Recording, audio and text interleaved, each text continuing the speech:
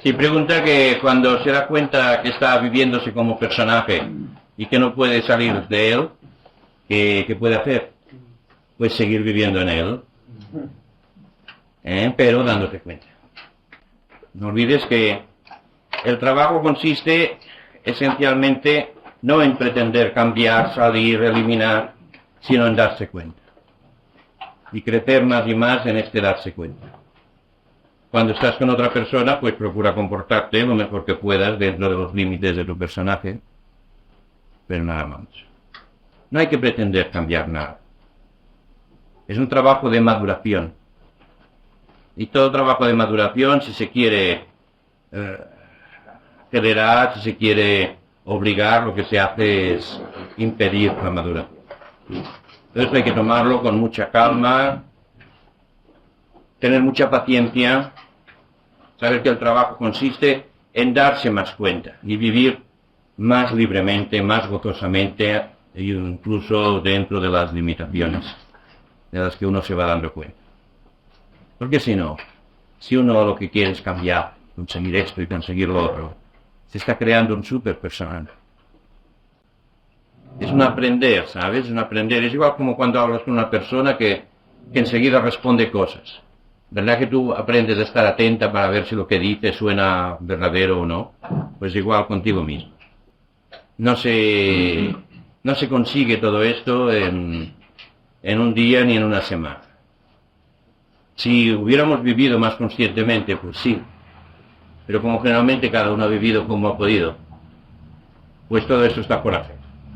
Por lo tanto hay que tener mucha paciencia y buen humor. Y buen humor. Lo digo porque mucha gente con el trabajo se pone en serio, es un plan de autoridad. Y buen humor, claro. Que hay mucho saber que se está en el camino y que se está trabajando no en círculo cerrado, sino tomando conciencia que permitirá descubrir lo auténtico. Mucha paciencia con uno mismo. ¿Qué tenemos que sea nuestro? ¿Qué tenemos que no nos haya sido no dado, sino prestado? ¿Qué tenemos que no tendremos que devolver un momento u otro? El cuerpo, las ideas, las emociones, sentimientos. Miradlo y veréis si tenemos algo realmente en propio. Algo que verdaderamente yo pueda decir, esto es mío. Puedo decirlo, pero es falso. No hay nada que sea mío.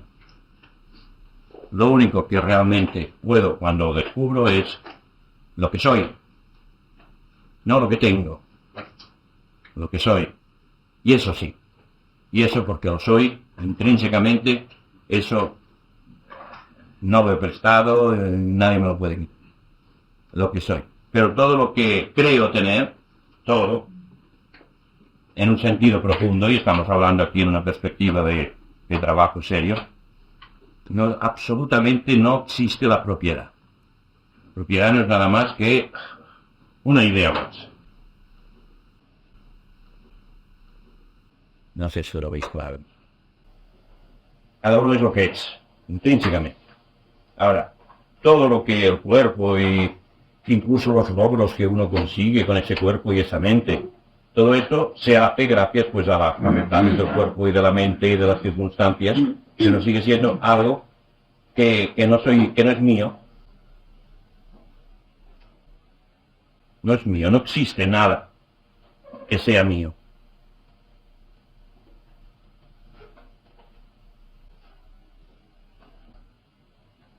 Y en esto consiste la realización. Descubrir que no hay nada que sea mío, sino simplemente ser. Y entonces cuando se va descubriendo eso de que eres, ves que no eres, que no tienes ninguna cosa, pero a la vez es como si estuvieras siempre en tu casa, en todas partes, en todas las situaciones. Pero el sentido de propiedad, esto es el yo-idea. El yo-idea que en el momento en que se siente que se desconecta del fondo, exige del exterior tener cosas para que le den felicidad, seguridad. Y de ahí viene esa ansia de tener. El tener surge de la angustia, de la desconexión del cómo. En la medida que no soy, necesito tener. Porque el tener me da la sensación de vivir más feliz, más seguro, más tranquilo, más lo que sea. Pero es una ilusión. Porque al final todo lo que tengo lo deberé soltar. Todo. Cuando el yo ideal se ve totalmente fracasado, negado, pues muchas veces la persona tiende o a tener una depresión que casi le mata o a matarse activamente.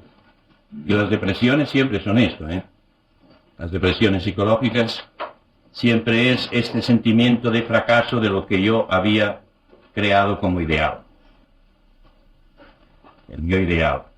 Y llega un momento que por las circunstancias que sean, pues se va cayendo todo. Sea lo afectivo, sea el aspecto profesional, sea el aspecto de prestigio, sea el aspecto económico. Y entonces pues la persona cae en una depresión. Porque es como la negación de lo que en el fondo había estado anhelando y alimentando toda la vida. Ya que toda depresión es simplemente porque uno siente que se le ha caído lo que, bueno, en lo que ponía su ilusión. Tan ilusoria era la ilusión como luego la depresión. Es la consecuencia inevitable de vivir sobre realidades falsas. Y claro, si tú ves que una persona te está diciendo, ay, qué bien estás, pero que en el fondo lo que está esperando es que le digas que es ella la que está muy bien, tú ves que aquello es una mentira. Entonces tú puedes elegir seguir este juego, o puedes elegir decir que no. O uno que se está muriendo y vienen las visitas, ay, qué buen aspecto tienes. Y esto se considera obligado. Nada, te pondrás bueno enseguida y uno sabe que está a las últimas. Todo esto es todo un engaño, ¿verdad? Es todo un montaje que... Y la mentira pierde, ¿no? O sea, cuando a una persona le das un poco de felicidad, ¿me entiendes? Una poca felicidad que luego se ha de traducir en un mayor desengaño, ya me dirás qué bien le estás haciendo a la persona. Como un moribundo, una cosa en la felicidad por la medida. Lo mejor que se puede hacer a un moribundo es que se dé cuenta que va a dejar el cuerpo. Que viva muy conscientemente esa situación. La mentira nunca es new. Claro, depende de la persona, ¿verdad? Lo que yo considero que siempre es malo es el engaño. Ahora, no hace falta, pues, tirarle a boca de jarro todo lo que uno ve que es la verdad si la otra persona está en situación pues débil y está tratando de agarrarse a algo. De, nada, tú, vamos.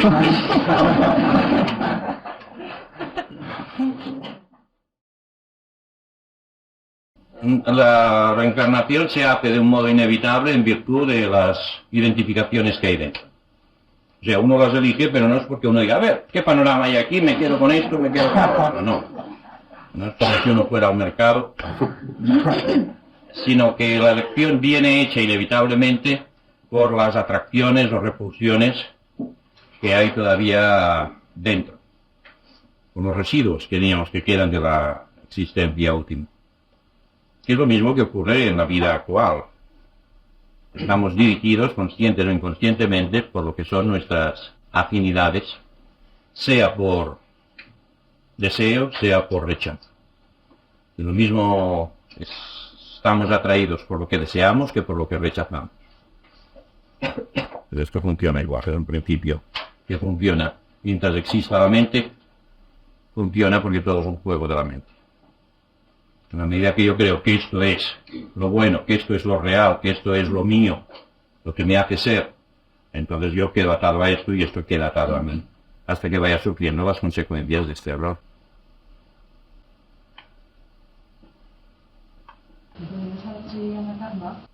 Eso es, le puedes llamar karma, que poniéndole un nombre parece que ya queda todo claro.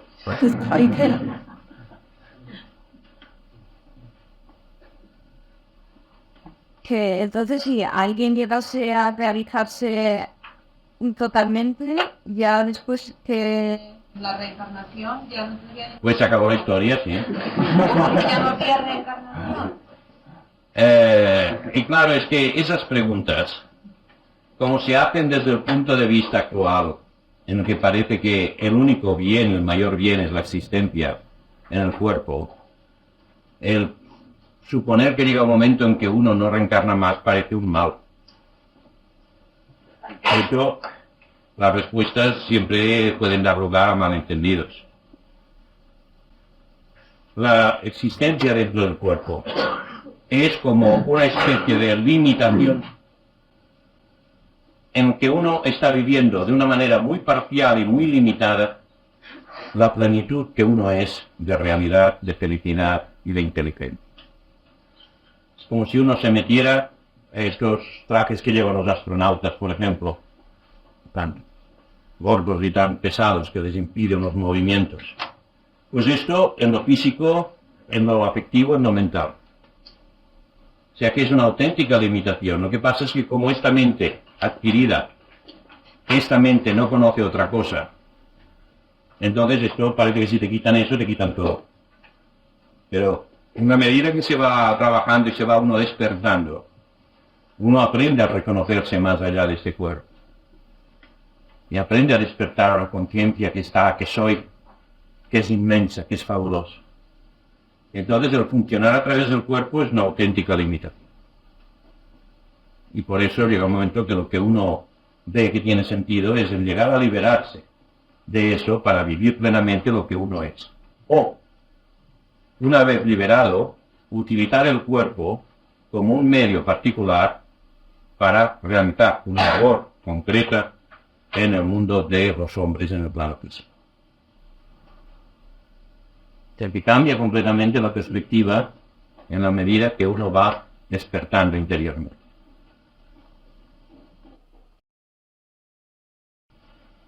O sea, todo lo que recibes, empezando por el alimento y el aire, es tu interior que responde a ello. Y responde aceptando unas cosas, asimilándolas o rechazándolas.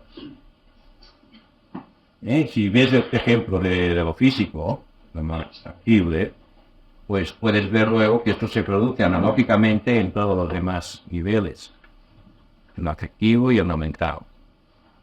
Entonces, de lo que recibes, tú has de ver qué es lo que asimilas, lo que es asimilable, lo que es aceptable, y qué es lo que no es para ti y lo rechazas. Y este juego, este vaivén, esta interacción es absolutamente necesaria porque eso constituye la existencia. Estar vivo quiere decir eso, quiere decir intercambiar con el ambiente, a todos los niveles. Por eso hay personas que no están vivas, personas que están realmente muertas. Hay verdaderos cadáveres ambulantes.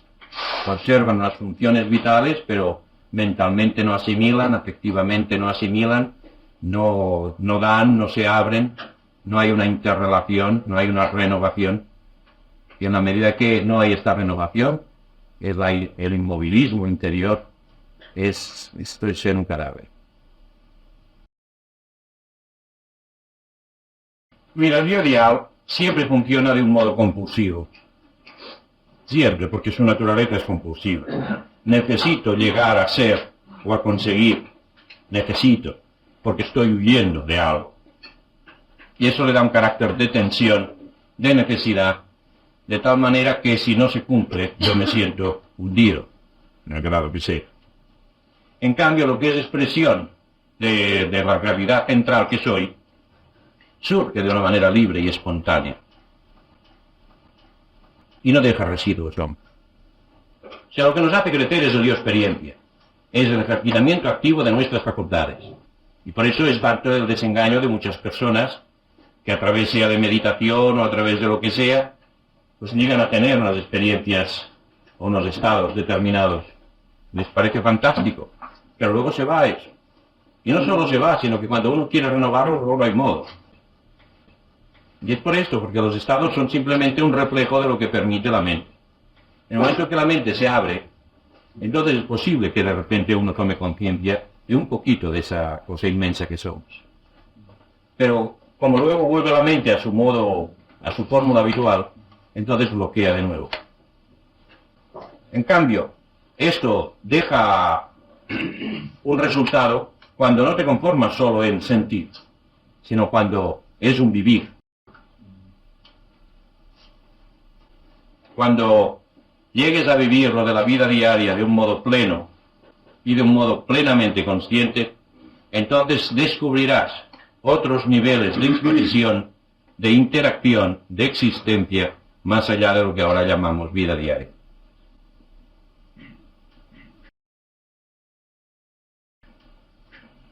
Sí, yo siento una satisfacción o un momento de euforia, de felicidad, y en función de mi yo ideal, claro, porque estoy en el personaje.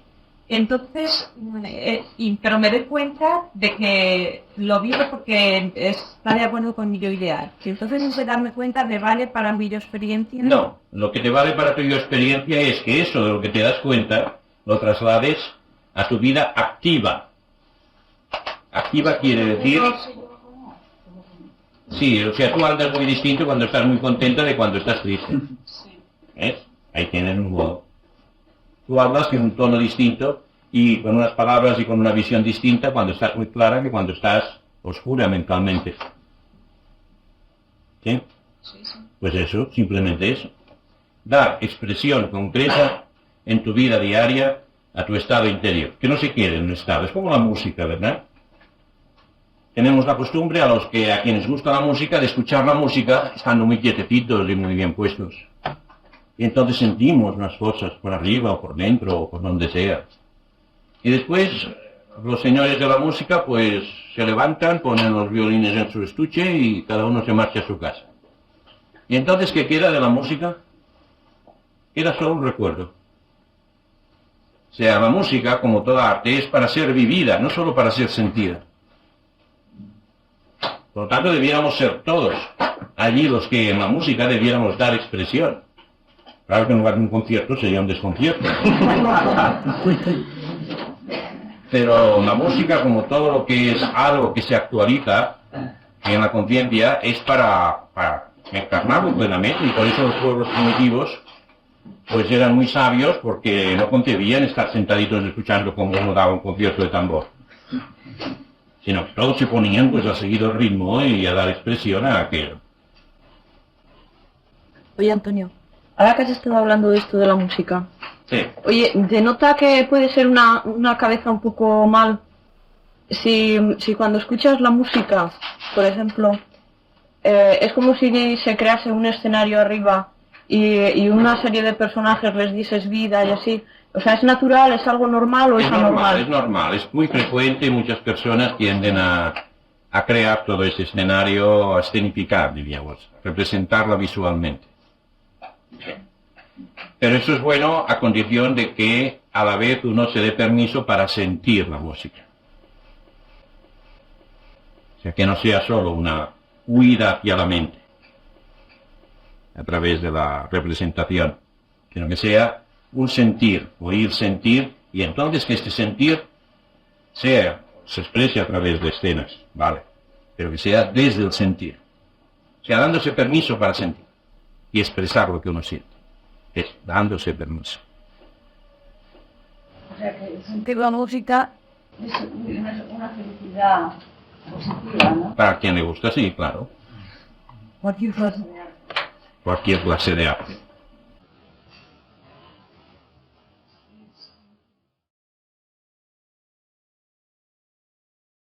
Nosotros somos muchísimo más de lo que vivimos.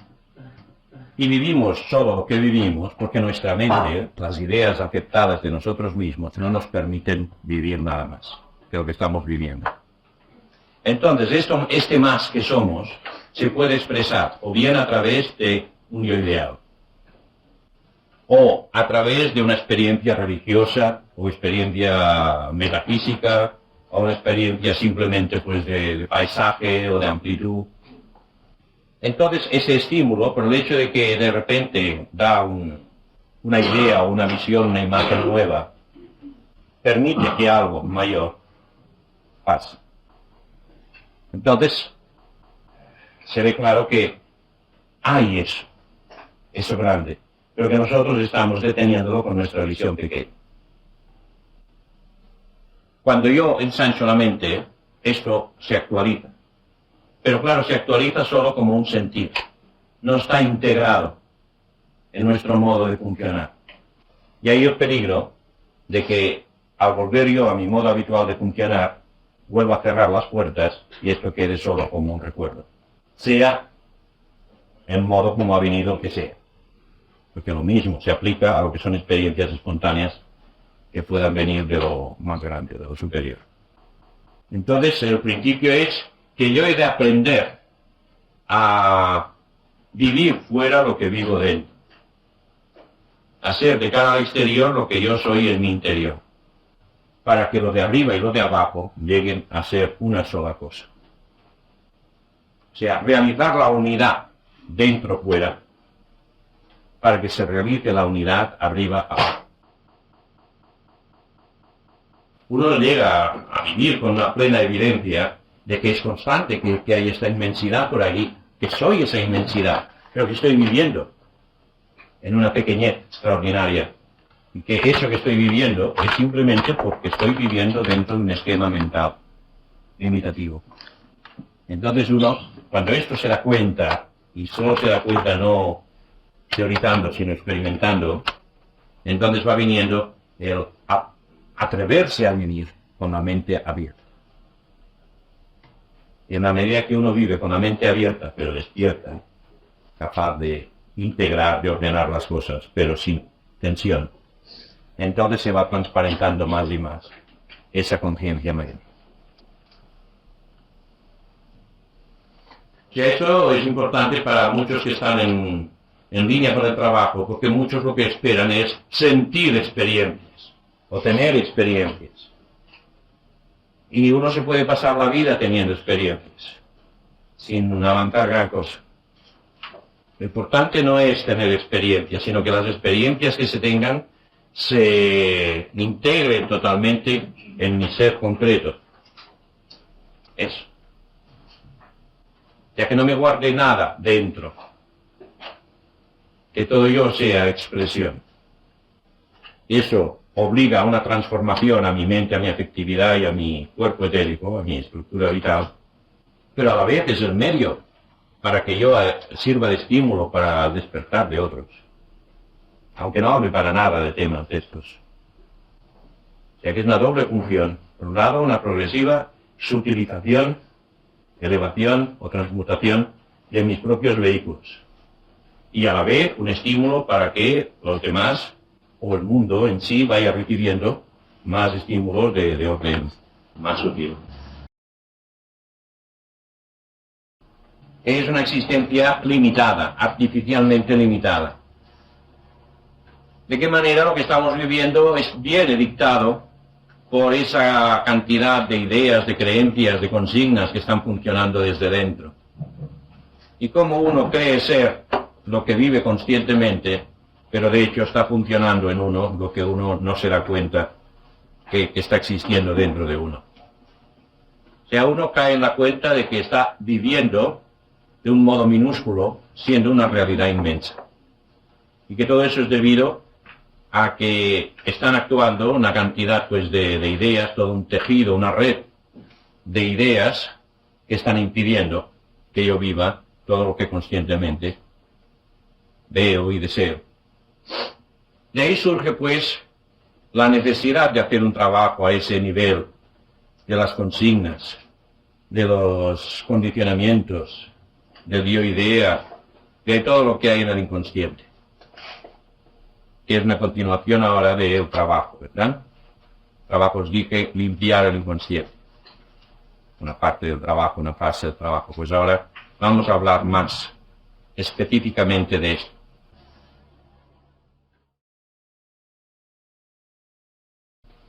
El inconsciente, el trabajo en el inconsciente tiene dos clases de trabajo muy específicas.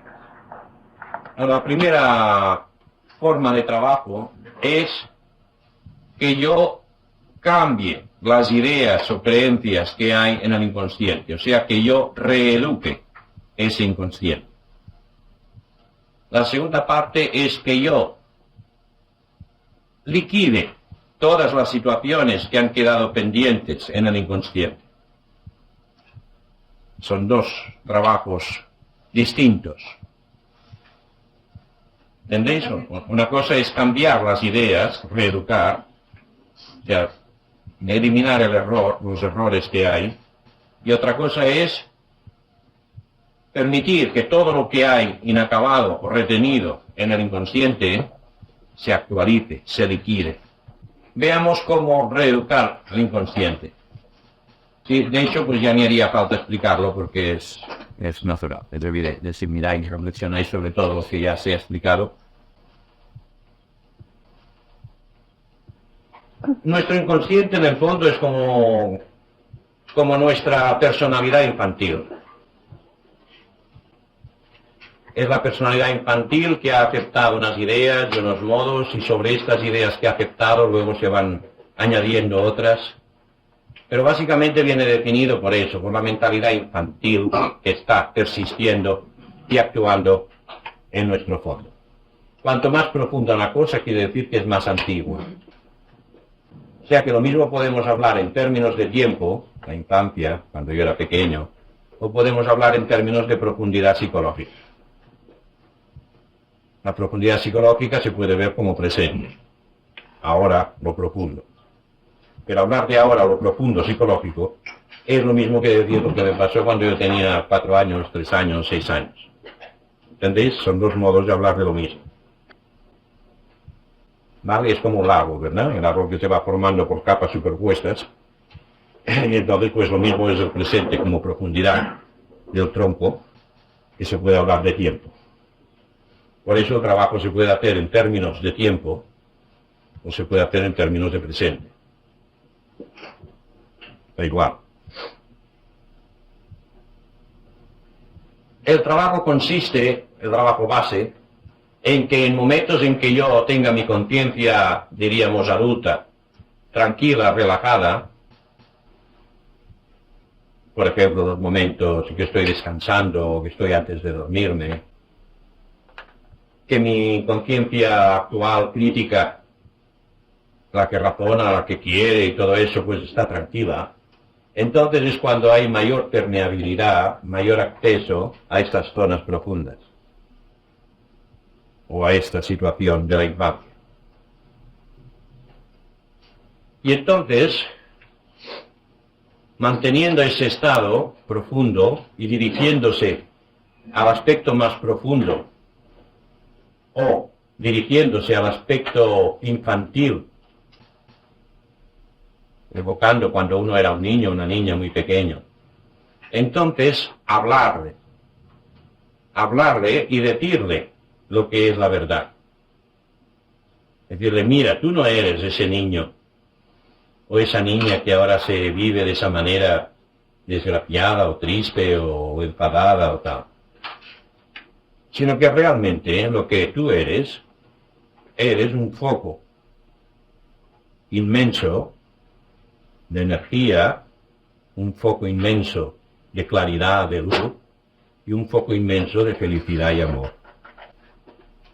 La vida es aprender a responder de esa inmensidad de inteligencia, de amor y de energía, de ir respondiendo a las situaciones de la vida, de ir actualizando eso, de ir creciendo, poniendo en marcha esa energía, inteligencia y felicidad. No tanto, tú como identidad no eres ese niño que crees ser, eso es la idea que has adquirido, es lo que ha venido del exterior. Tú como identidad, el verdadero sujeto, el verdadero yo, es ese triple foco de luz, de inteligencia, de amor, de energía. Y claro, se trata de irle diciendo eso con mucha calma, pero con mucha claridad y con mucha sinceridad. Que es exactamente lo que le diríamos a un niño pequeño que está preocupadísimo por sus problemas y por sus malestares y que estamos tratando de que entienda algo nuevo, que descubra algo nuevo, que no se confunda solo con la parte externa, que despierte a su dimensión auténtica central. Es la mente, porque se ha estado manteniendo solo atenta a lo exterior, que va adquiriendo solo ideas del exterior, y en la mente hay solo estas creencias. Pero que la mente aprenda a abrirse al fondo que uno es, y aprenda a reconocer ese fondo, y permita que ese fondo sea el que vaya respondiendo más y más. Que es una reeducación de la mente del niño. Y repetir eso mismo que he dicho, más o menos, una y otra vez con calma. No hay que darle grandes argumentos. No hay que convencerlo a base de argumentos. Simplemente es mostrarle de una manera explícita la verdad, de una manera simple, clara, la verdad, una y otra vez. Tratando de sentir, de evocar con claridad lo que se corresponde a cada foco. Yo digo que es claridad, que es inteligencia, que no me quede solo con la palabra inteligencia, sino que evoque el estado de claridad y lucidez. Porque el inconsciente entiende más estas sensaciones, estas evocaciones vivenciales que no los concebimos. Cuando yo digo que es un poco de amor-felicidad, que yo evoque la capacidad que hay de sentir amor y felicidad. Y que evoque eso, es esto. Pero es un poco del que sale esto y mucho más. Y esto repetirlo una y otra vez. Una vez se ha pasado unos minutos, unos 8 minutos, 5 minutos, con mucha calma, instruyendo a la mente, entonces, en un segundo tiempo, que viene a continuación, sin interrupción, es imaginar a ese niño cómo debe o puede responder a las situaciones de su infancia, pero viviendo ya como foco. O sea, ¿cuál sería la respuesta a las situaciones si yo me vivo como plenitud de amor? O sea, viviendo desde mi conciencia profunda, no solo pendiente de lo exterior, sino viviendo desde mi fondo y vivir lo exterior desde este fondo. Entonces veréis que una situación que puede ser de bronca familiar, por ejemplo, si yo estoy viviendo en evocando este fondo de visión, de amor, de energía, entonces provoca en mí una respuesta muy distinta. Provoca una respuesta gozosa. Por un lado da pena la situación exterior, pero uno no queda traumatizado por aquello.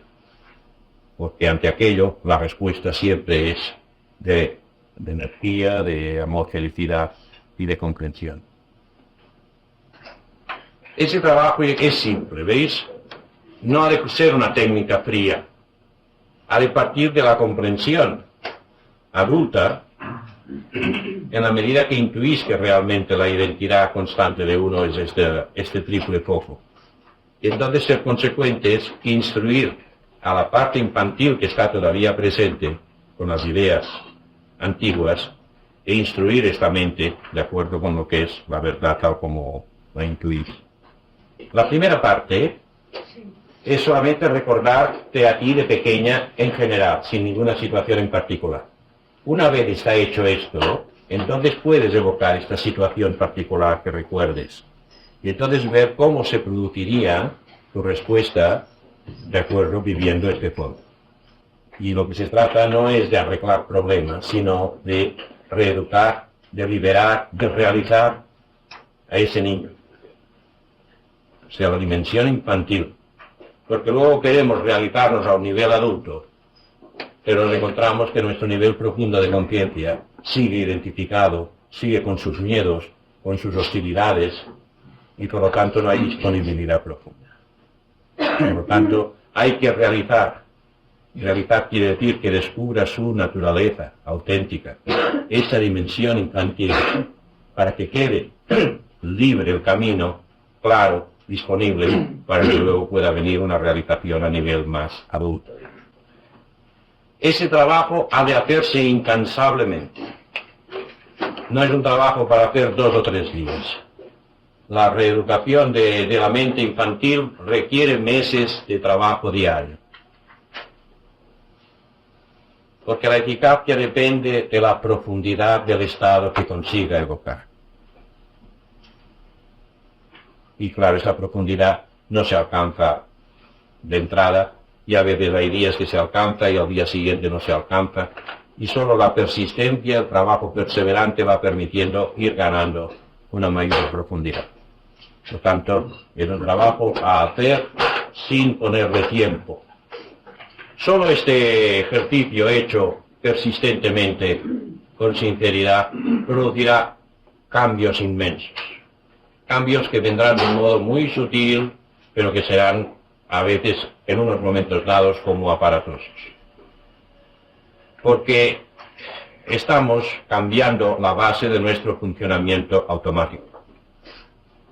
Hasta ahora ha funcionado automáticamente los miedos, las rebeldías, la autoprotección, la huida, etc. Y eso está metido en nosotros. Y esto sale sin que uno se dé cuenta. Entonces, en la medida que se va cambiando esa mentalidad infantil, se manifiesta porque donde antes había una huida, ahora de repente surgirá una actitud espontánea, o de gozo, o de gira por la cosa de frente, ya que se irán produciendo cambios que no necesitan ser exteriormente ni muy rápidos ni muy aparatosos, pero que se notará que, digamos, hay un coeficiente que va aumentando de positividad básica. Luego hay otro trabajo importantísimo a hacer y necesario, que si no lo hacemos en un momento u otro nos será impuesto, que es el aprender a liquidar todas las situaciones pendientes.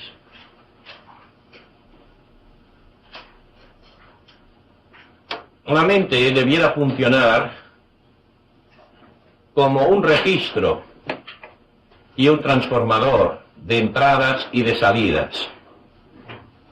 Percibe una situación que llega hasta el fondo, la mente entiende el significado de la situación y provoca una respuesta del fondo total a la situación. Eso es cómo debiera funcionar la mente. Es cómo funciona la mente cuando se ha hecho el trabajo. O sea que en cada momento hay una entrada hasta el fondo y una salida desde el fondo totalmente completa, adecuada a la situación. O sea que la situación no deja residuo, porque la respuesta es completa. Eso es lo que le ocurre al niño pequeño, es lo que ocurre a los animales en general, los que no están neuróticos, porque hay algunos que están neuróticos, sobre todo cuando han estado conviviendo con seres humanos bastante tiempo. Eso es clínicamente cierto. Pero precisamente este proceso en la infancia por la cual yo me adhiero a un modelo que trato de cumplir y luego me identifico con la idea que me hago de mí, hacen que haya un montón de cosas que yo no puedo expresar o que trato de no admitir. O sea que interviene una censura constante, lo mismo de lo que me viene del exterior que de lo que tiende a salirme del interior. Todo esto hace que este funcionamiento libre, completo, total, deje de funcionar así. Y entonces van quedando dentro de nuestra mente profunda una cantidad, sea de ideas, sea de emociones, sea de energía vital, en forma de protestas, en forma de resentimientos, en forma de deseos, en forma a veces de ideas muy buenas, de aspiraciones muy buenas, ya que hay lo mismo cosas que podemos en el lenguaje corriente llamar buenas que malas, pero que han quedado dentro porque la censura no ha permitido que salgan. Esto hace que haya una cantidad de situaciones que han quedado interiormente interrumpidas, que han quedado a medio vivir. Y claro, estas situaciones a medio vivir están empujando desde dentro para acabarse de vivir, porque lo natural es esta vida total. cuanto más cosas hay más fuertes, mayor es el esfuerzo que he de hacer para evitar que salga. Lo cual equivale a decir, cuantas mayores represiones tengo, con mayor tensión vivo. Porque ese esfuerzo para que no salgan es el que crea la tensión. Tensión mental, tensión emocional y tensión física.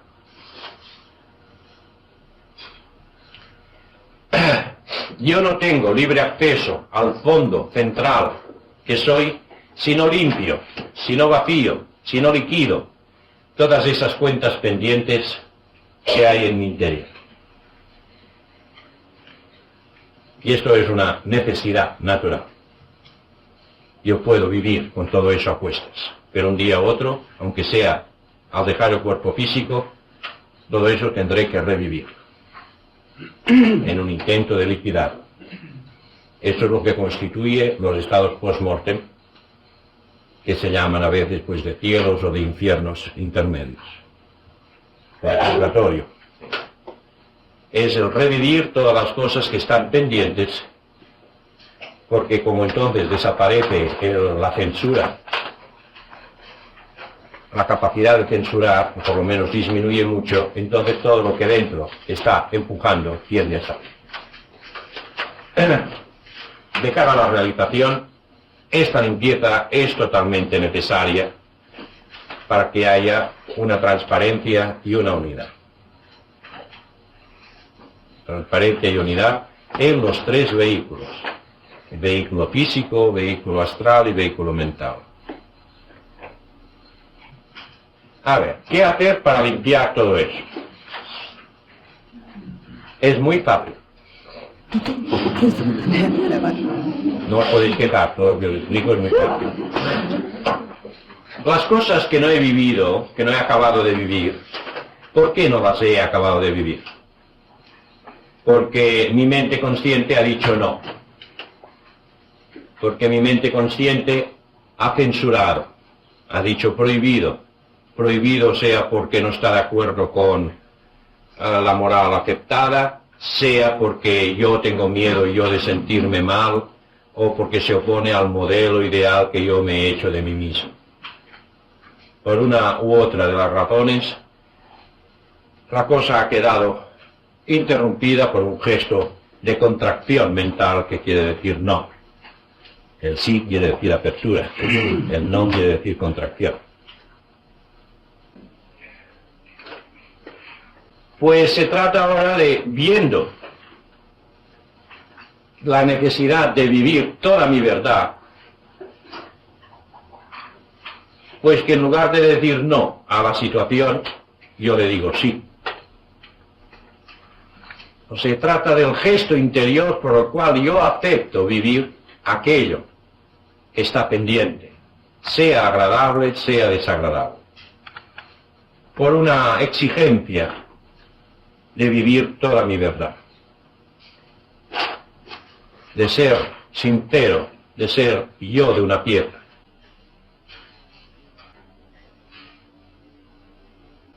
Entonces, el modo concreto de proceder es, en la misma situación de tranquilización inicial que decía para el ejercicio anterior, evocar las situaciones, una situación que uno recuerde que sea la más dura, aquella situación que ha dejado en mí como una carga, un peso, y que de algún modo está lastrando toda mi vida.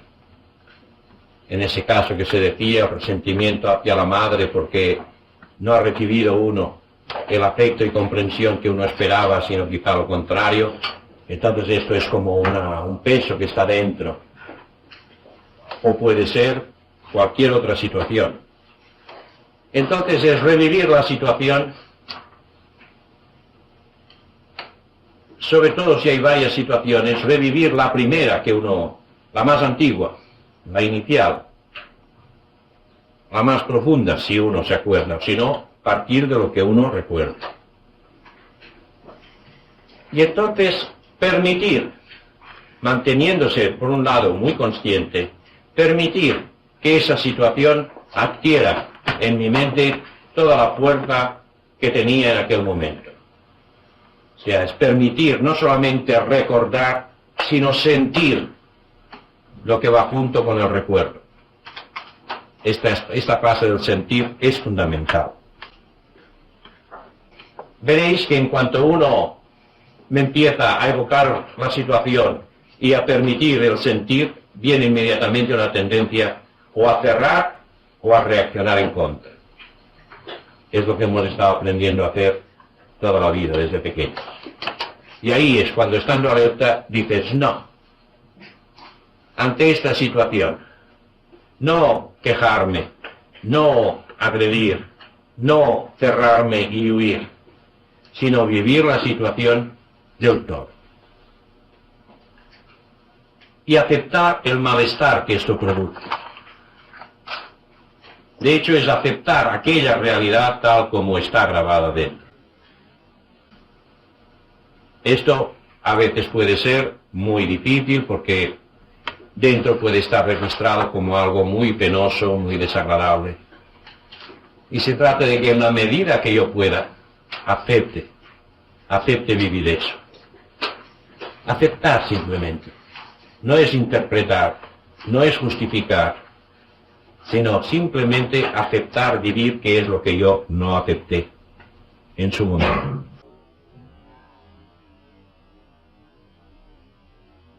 Cuando yo voy permitiendo sentir todo sin reaccionar ni agresivamente ni con huidas, entonces llega un momento en que yo puedo, después de pasarlo mal, y permitir que este pasarlo mal se viva abierto, con sinceridad, a fondo, curiosamente que desaparece ese malestar. No porque yo lo elimine, que yo lo borre, que yo lo inhiba, sino porque se liquida. Cuando yo permito que una experiencia se viva desde el fondo absorbe y liquida completamente lo mismo la idea que la carga emocional, que el dolor. El fondo tiene el poder de absorber y diluir definitivamente toda experiencia. Es porque no hemos permitido que la experiencia penetrara hasta el fondo que ha permanecido allí. Yo comparo eso con las olas del mar. Una ola no es nada más que mar, que agua, que de repente adquiere una forma que puede ser muy alta y muy violenta, pero desde luego revierte de nuevo y se diluye en el mar como mar. Este es el movimiento natural. Del fondo surge la forma y la forma revierte hasta el fondo y se diluye en él. Nuestra identificación con un modelo y la reacción de miedo que se crea cuando no se está de acuerdo con ello hace que cuando surge la ola, yo cierre mi mente e impida este proceso de que la ola vuelva de nuevo al agua original. Es como si yo hubiera petrificado esa ola y hubiera quedado allí fija y por lo tanto impidiendo que el mar fluya libremente. Entonces estamos dentro llenos de estas crestas de olas petrificadas del pasado. Por lo tanto se trata de abrir esa mente, por lo cual quiere decir aceptar vivir la cosa como idea, como imagen, como sentimiento, como dolor, como placer, lo que sea, libremente. Y cuando yo admito eso y me mantengo así, aquello que estaba detenido dentro, fluye hasta el fondo y se diluye en el fondo. Y se diluye definitivamente. Por lo tanto, este es el trabajo. Evocar la situación y aprender a aceptar la situación, sobre todo en el aspecto del sentir, hasta que la cosa se asimile del todo. Se nota que se asimila del todo porque luego evocas la situación y la vivencia y permanece una paz, una tranquilidad, un bienestar completos. Mientras siga despertando resentimiento o alteración, agitación, quiere decir que aquello no está totalmente absorbido por el fondo.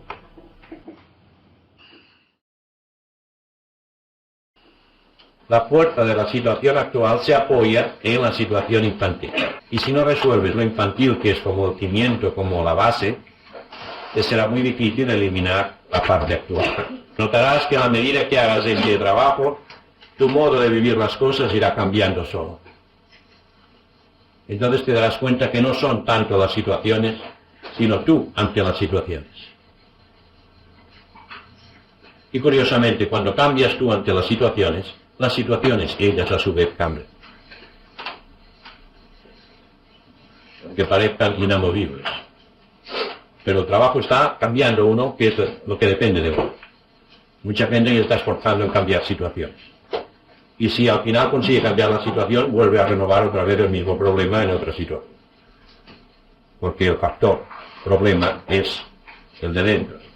Si no cambia el de dentro, irá reproduciendo el problema, sea cual sea la situación exterior. Es sentir, aunque luego verás que hay la necesidad, diríamos, de moverse, quizá, de gesticular, de expresar, de quejarse, de llorar. ¿Sabes? Todo lo que sea expresión que surja naturalmente, pues darle paz, ¿no? Los verdes. Tu comportamiento en la vida diaria ha de ser siempre dirigido y controlado por tu mente consciente actual, aunque con ello implique el mantener a raya a esa niña. Pero en cambio darle unos momentos a esa niña para que se exprese a su aire. O sea, por un lado, disciplina. Por otro lado, en otro momento, plena libertad. Las dos fuerzas. En general, nuestro niño o niña suele ser mucho más inteligente que la parte adulta.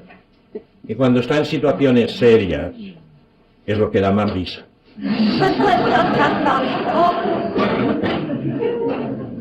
Pero como se trata de a la vez seguir viviendo y que no te metan en un manicomio, pues se trata en la vida con normal, pues, comportarse de un modo normal, aunque sea diciendo a la niña, tú cállate que luego ya nos encontraremos. Es necesario las dos cosas. Lo mismo una actitud, pues, de decir, ahora basta, ahora hacer de personas serias, y en otro momento, pues, correrse la gran juerga, infantil. A veces puede haber una situación que de por sí sea el llanto, y que uno ha interrumpido, porque le han dicho que los hombres no lloran y todas esas tonterías. Y entonces aquí lo que hay es una necesidad de llanto. Otras veces no, en una situación de injusticia, por ejemplo, y que está dentro, pero que esta situación de injusticia luego produce en uno un sentido de autocompasión, de lástima de uno mismo, que es muy frecuente. Entonces, este llorar es lícito y totalmente correcto, pero quiere decir no es la experiencia original. Problema de sinceridad, de simplicidad interior. O sea, ser de nuevo como niños.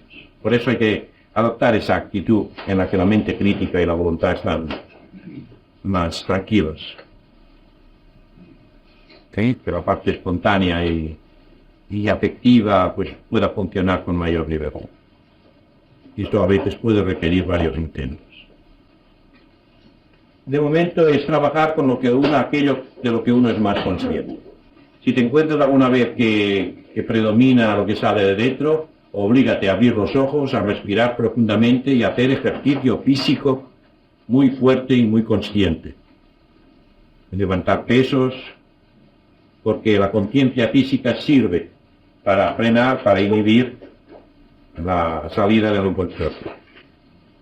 Empezar por la respiración, que es lo que activa la circulación. Y además lo que obliga a contactar más estrechamente lo astral con lo físico.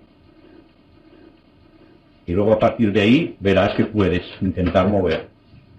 Lo importante no es tanto el mover mucho, sino el mover muy consciente. O sea, obligar a que la mente esté contactando la conciencia física. Eso es lo importante. Y el trabajo que doy es totalmente gradual. Primero hablo de la atención. Y luego hablo del vivir activamente el yo experiencia, desarrollando, actualizando las facultades. Cuando haces esto, de hecho estás reforzando tu mente consciente. Luego hablo de trabajar en el consciente en la primera fase, que es reeducar la mente inconsciente. Esos tres aspectos tienden a reforzar todo tu yo psicológico consciente. Y en la medida que hagas este trabajo, verás que tienes mayor poder para controlar lo que surja del inconsciente.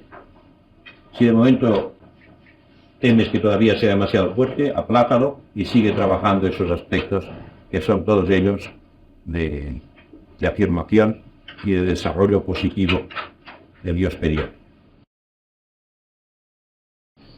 No busques nunca medios artificiales. O sea que hay que irlo ganando a través de una mayor conciencia de la mente, del estado emocional, del estado físico, y aprender a relajarse más y más conscientemente. Yo considero funesto el utilizar medios artificiales, como puede ser una droga, puede ser un medicamento, puede ser cualquier cosa, porque entonces al venirte de golpe no tienes control sobre él. En cambio, el esfuerzo que uno hace para ir aflojando, para ir controlando, para ir hundiéndose, diríamos, a dimensiones más profundas, este aprendizaje desarrolla la capacidad de control. En cambio, utilizando otros medios, por ejemplo, la hipnosis, no desarrollas la capacidad de control. Y por eso soy contrario a todos los métodos inducidos exteriormente. Y soy totalmente partidario del trabajo hecho por uno mismo, aunque sea más pesado, más lento, pero asegura un desarrollo que asegura un dominio. O sea, tú también eres el otro. Tú te estás juzgando a ti mismo. Y el problema es que cuando uno adquiere la idea de que yo no valgo y no me quieren porque no valgo, lo primero que se produce es un rechazo mío hacia mí, hacia mi modo de ser. Entonces esto es un círculo vicioso, porque yo me rechazo a mí, entonces me prohíbo la libertad de poder expresarme, y a su vez pues esto va creando un mayor sentimiento de incapacidad y de culpabilidad. Y todo esto se resuelve trabajando a fondo las tres primeras cosas que he explicado. O sea, el orden que doy es básico: la atención, la movilización activa de energía, inteligencia, afectividad en la vida diaria, más y más, y luego el trabajo de educación de la mente infantil con la idea de que soy energía, inteligencia, afectividad. Esto, haciendo este trabajo, entonces esto va permitiendo un cambio más profundo que va permitiendo el acceso a las otras formas de trabajo. Mientras yo esté viviendo en el miedo interior, y si vivo en el miedo interior, vivo con el miedo hacia el exterior, y por lo tanto estoy viviendo protegiéndome del miedo, no estoy en condiciones de hacer este trabajo de liquidar situaciones del pasado. Yo necesito sentirme con un mínimo de seguridad y fortaleza interior. Y por eso los tres primeros ejercicios tienden a esto: a reforzar de un modo auténtico la conciencia profunda de sujeto. Sí, aceptar es simplemente que aquí y ahora, por ejemplo, tengo calor. Entonces aceptar es darme cuenta que tengo calor y decir, bueno, es desagradable, pero está ahí, y me relajo en el calor. No resisto el calor, no estoy ofreciendo la resistencia al calor, no estoy protestando, no estoy pretendiendo que no esté aquí. Es la admisión de la realidad. Por lo tanto, aceptar el sentir el calor con las molestias que esto pueda estar creando en mí. Comprender es entender el significado de algo. Por ejemplo, si alguien te dice una cosa muy desagradable, es entender, no solamente que te dicen algo desagradable, sino entender lo desagradable, por qué es desagradable como idea, y a la vez la razón que pueda tener el otro para decirte aquello.